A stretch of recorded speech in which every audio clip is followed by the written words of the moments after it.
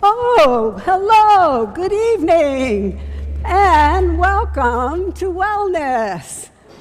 Are you following the laws of health? Are you drinking your water? How many drank their water? 8-ounce glasses of water. Oh, I see some hands, that's wonderful. Well, tonight we're going to talk about another secret that's actually going to help you to live longer, healthier, and happier. I know you guessed that secret already, right? That secret is exercise. And exercise is a law of life. Look at these little children, these African children. They're exercising. So it doesn't matter how old you are, you can still exercise. And look how happy they look. And you can look happy too if you exercise. Exercise is an ancient prescription for abundant health right from the Garden of Eden. Did you know that? Genesis 2:15 says, "The Lord took the man and he put him in the garden to work it and to take care of it." So God intended for us to exercise right from the beginning of creation. And so we need daily exercise. Every day we should be exercising. But yet, what is the recommended amount of exercise? Well, the CDC says the bare minimum is 2.5 hours a week of moderate, intense exercise. That's only 30 minutes a day. But yet, look, most people don't get that even.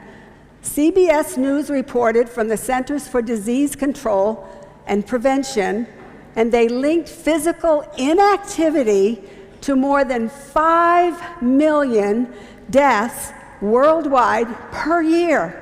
That's more than those that are caused by smoking. My friends, we need to exercise. And the survey revealed that only 20.6% of the people met the total recommended amounts of exercise. That means almost 80% of people around the world are not exercising even the minimum amount. So let's look at some hazards of inactivity. Heart disease.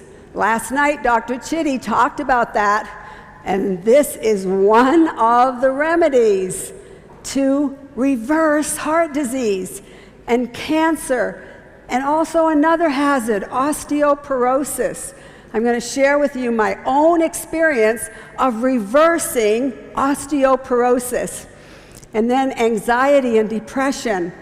And of course, we can reverse diabetes, we learned from Dr. Chitty as well, if we just follow these laws of health. But look, the New York Times, January 27, 2018, reported in a headline, in Kenya and across Africa, there's an epidemic, an unexpected epidemic of obesity. Why in Africa? Because many Africans are eating more junk food, and much of it is imported. So don't go by the food that comes from the United States or Europe or other places, my friends in Africa, because it's not the best for us. Not Burger King and McDonald's and Kentucky Fried Chicken. This is not what is going to keep us healthy. And Africans are also getting much less exercise as millions of people abandon a more active farming life to crowd into large cities where they become more sedentary.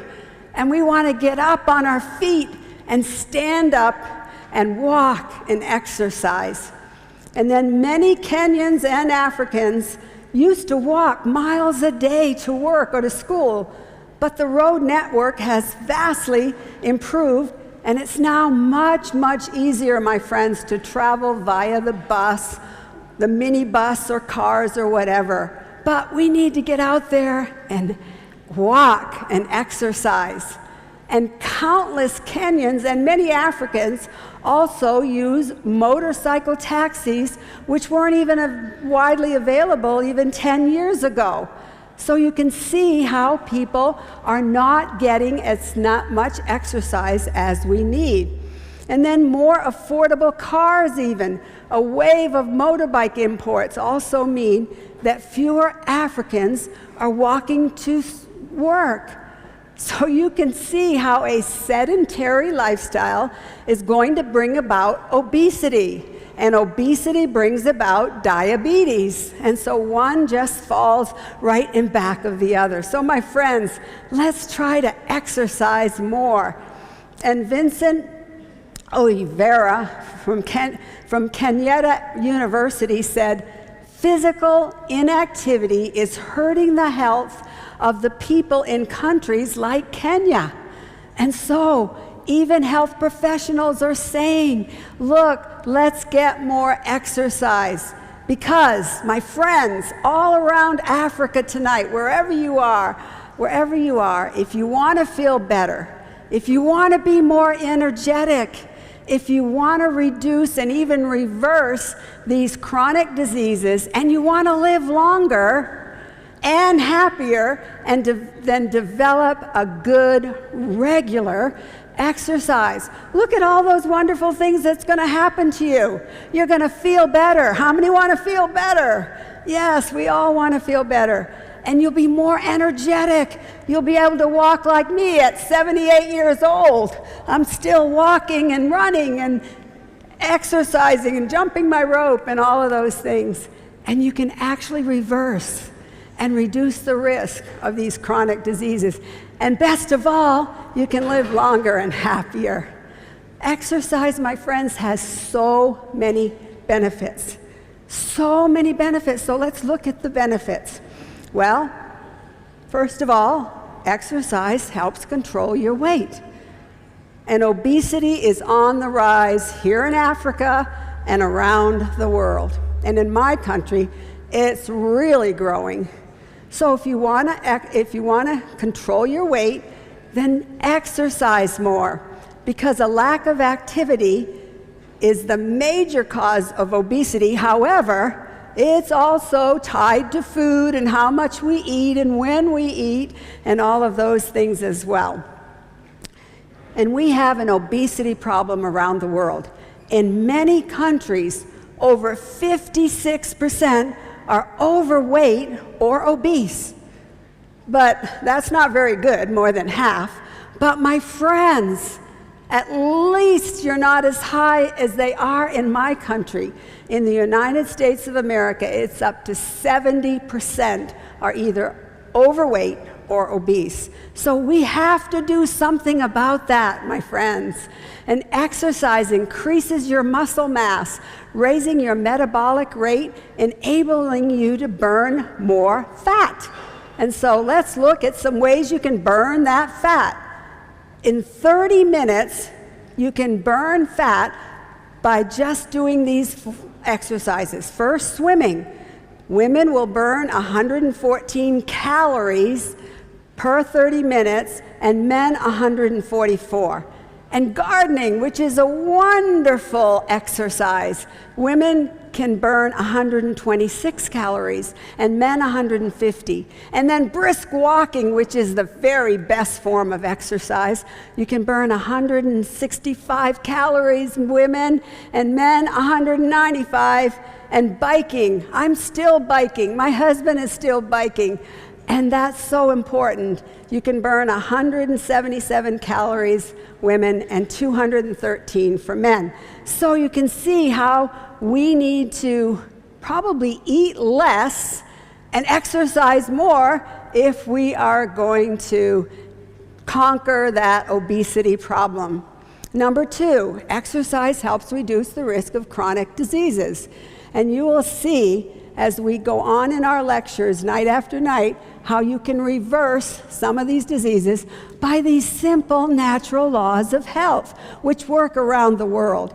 And guidelines from the Centers for Disease Control and Prevention demonstrates that regular exercise reduces the risk of developing major illnesses, my friends, such as heart disease, diabetes, and even certain cancers. So God's remedies are so important and so good. Exercise and physical activity deliver oxygen and nutrients to the tissues and help your cardiovascular system work more efficiently. So your whole body is going to work more efficiently when you exercise. And the International Agency for Research on Cancer says this: exercise decreases the risk of certain cancers such as breast cancer, colon cancer, and prostate cancer. And those are some of the top cancers that are plaguing people around the world. Cancer is the number 2 cause of death in America, and it is around the world as well. And the National Cancer Institute reported that physical activity is linked to a 50% lower risk of getting colon cancer. That's amazing, my friends, 50% less. And number 3, exercise helps reduce detrimental effects of stress and helps alleviate depression. So if you're feeling down, if there's someone here across Africa that's feeling depressed or down, just get out and exercise more. It's going to help. The Mayo Clinic, which is the Mayo Clinic is a medical school, very prestigious in the United States, and they say exercise in almost any form can act as a stress reliever. So you can actually have less stress when you exercise. Physical activity actually helps bump up the production of your brain's feel-good neurotransmitters called endorphins. And exercise pumps up your endorphins, and being active can actually boost your feel-good endorphins and distract you from your daily worries. And so, if you're feeling a little down, and I hope you're getting happy by drinking your water and doing some of these things that we're promoting here, that you'll even feel better. And Harvard Medical School study finds that the single most effective tool to battle depression is exercise. And the health section, Mail Online, May 17, 2017, out of the United Kingdom, says this: it's official. You can actually walk away your stress. And scientists discover how even a stroll can actually soothe the brain. It is amazing, just these simple things. And walking briskly or jogging activates soothing neurons in the brain. And these neurons help dull feelings of stress, anxiety, and even depression. It's amazing how God has created us to just simply exercise. And yes, scientists have found that going for a brisk walk or a jog really does calm people down by triggering nerve cells in the brain that relax the senses. So science is finding that this is true, that we need to exercise. Physical activity actually stimulates various brain chemicals that leaves you actually feeling happier. You want to feel happier? Get some more exercise. We need to get moving to manage that stress. We need to move and not be so sedentary. We need daily exercise. And look, the Bible says even a child shall lead them. Look at this little child who's getting his grandpa to go and exercise. You know what? We need to hang around some young people. I hang around a lot of young people. We have 3 children and 5 grandchildren, and I love hanging around them because they get me out there playing soccer with them, going on the trampoline, riding my bike, swimming. So we need to do a lot of hanging around with some young people and kids. Exercise helps reduce chronic pain. You know, the older you get, the more you have that chronic pain. And even I get that once in a while, but you know what? The more I exercise, the better I feel. And so we need to be exercising so that we can get rid of that chronic pain. And exercise helps boost your energy. You think you're going to have less energy? No, you're going to have more energy. And good news, my friends, exercise is going to build your immune system. We need a strong immune system in order to be healthy. And then good news, exercise helps build you physically, mentally, emotionally, and spiritually. Every aspect of life you can actually improve by exercise. And you'll feel so great, my friends, that you will think you have discovered the fountain of youth. I thought I had discovered a new fountain of youth when I ran my first marathon at 70 years old. And when I finished, after walking 20 and running, I did interval training so that I walk some, I run some, but I did 26.2 miles or 42 kilometers. I crossed the finish line and I felt great. Yes, and God blessed me because I was running with many experienced marathoners, and I even came in third in my age category. So the next year, here's my medal, here's my plaque. The next year I ran with my daughter, and I came in second, and I was 71 years old. Wow. My husband said to me, can you imagine what he said to me? He said, well, because I'm going to run at 79 this year, and then at 80, and he said, well, when my wife runs at 80, she'll come in first because she'll be the only one her age running. But I actually run with some experienced marathoners, but God bless me, it's a demonstration of the Adventist health message. Yes, but my friends, you don't have to run a marathon to be healthy. You just need to exercise. The reason I run the marathon is because I want to keep healthy myself, but I want to inspire you. I want to inspire others. Yes, and it keeps me motivated when I know I have to do a marathon. It keeps me motivated to get out there every day and exercise.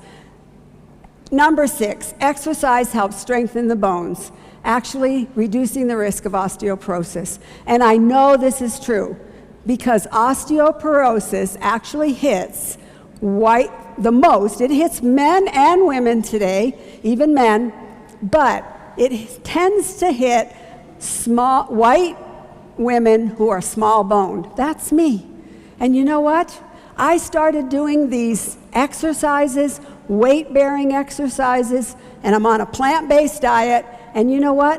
I actually gained 10% bone mass. And that was after my DEXA scan and a professional test. So I know that you can do that.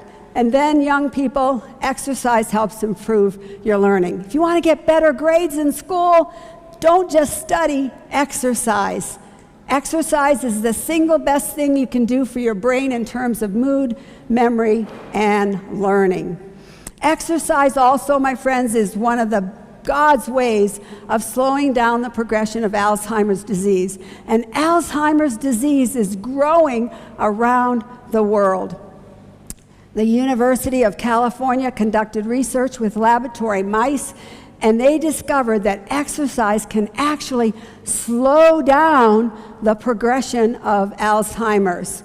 And so there's a lot of things with Alzheimer's. Also, you need to drink that water because when people get older, they tend not to drink the water, not to exercise, and then they wonder why Alzheimer's sets in. And so best of all, my friends, exercise slows down the aging process. You can't stop the aging process. Because of sin, we're all going to die if Jesus doesn't come soon. So you can't stop it, but you can slow it down. And maybe you need to hang around some young people to have you exercise because, look, I'm going to tell you about a study that they did on the centenarians. The Seventh-day Adventist Hospital in Florida actually did some filming on our centenarians. And they said, we want to know what has kept you so healthy for so long. You're 100 years old. And some said, well, I eat my fruits and veggies just like my mother told me to. Another said, well, I exercise. Another said, well, I sleep good at night. Some others said, well, I'm drinking my water. They're doing all these things. Then they asked this one gentleman, tell me, what is it that keeps you living to 100? I understand you're a physician and you've done surgeries even with other physicians in your 90s. What is it? And he looked at that interviewer and he said, thought for a moment, and then he said, young man, I'll tell you one thing is for sure. You don't hang around old people. Well, he had a point because he's saying, look, hang around, spend time with younger people. Don't think of yourself as old, think of yourself as young, and get those young people to get you out. In my church, I have a lot of young people and kids and others that knock on my door and say, Miss Teeny, would you come out and play with us? Would you come out and exercise with us? I don't want to get old. I want to just live to that healthy 100 and until Jesus comes. And so exercise can slow down the aging process. So let's look at a few simple principles of exercise. Number one, exercise regularly. You'll have half the risk of the killer diseases as inactive people. You can't say, well, I feel like it today, but I don't feel like it tomorrow. So you have to exercise regularly. And make exercise a priority. Look at this wonderful family that's exercising together. The kids are leading the parents, and they're out there exercising. Make it a priority. So what kind of exercise? Well, there are 3 types: flexibility, stretching, strength building or lifting weights or hard physical labor, and aerobic, where you have that endurance of walking or jogging. And so you have 3 kinds. But walking, my friends, is the best. And it doesn't matter where you are, anywhere in Africa here, my friends, you can walk. It's the best exercise. And all you need is a good pair of walking shoes. You don't need a lot of equipment, just a good pair of walking shoes. And walk at least, my friends, 30 minutes a day. And in this exercise, all the organs of the body are brought into use. And so, exercise regularly is just as important as a good diet. Rain or shine, snow or blow, whatever the weather, get out and exercise. And then principle number 2 is to enjoy your exercise. Every day, get exercise in the sunshine and the fresh air. Exercise in nature. Here's my husband on his bicycle out there in nature, and I join him as well. So here's your prescription for today. Walk 30 to even 60 minutes every day. And then walk in the sunshine with your head erect, your shoulders back, and take those deep, deep breaths. It is so important. And so, my friends, you can exercise. You can do what God has designed us to do. And so, I think it is time to exercise. So let's stand up. I want you to stand up with me. Let's stand up and let's go. Let's exercise together. Let's exercise. 1, 2, 3, 4, 5, 6, 7, 8, 9, 10. 1, 2, 3, 4, 5, 6, 7, 8, 9, 10. Now together. And wherever you are, Tanzania, my friends there, I was there with you not long ago. Get up there and exercise. Come on. I want you to exercise right there where you're watching. Now let's start a little walk. Let's walk a little bit. All right, come on. Let's walk a little faster. All right. All right. Let's get a little arm exercise. Come on. Let's walk a little faster. All right, now let's jog a little bit. All right, now I want you to jump some rope.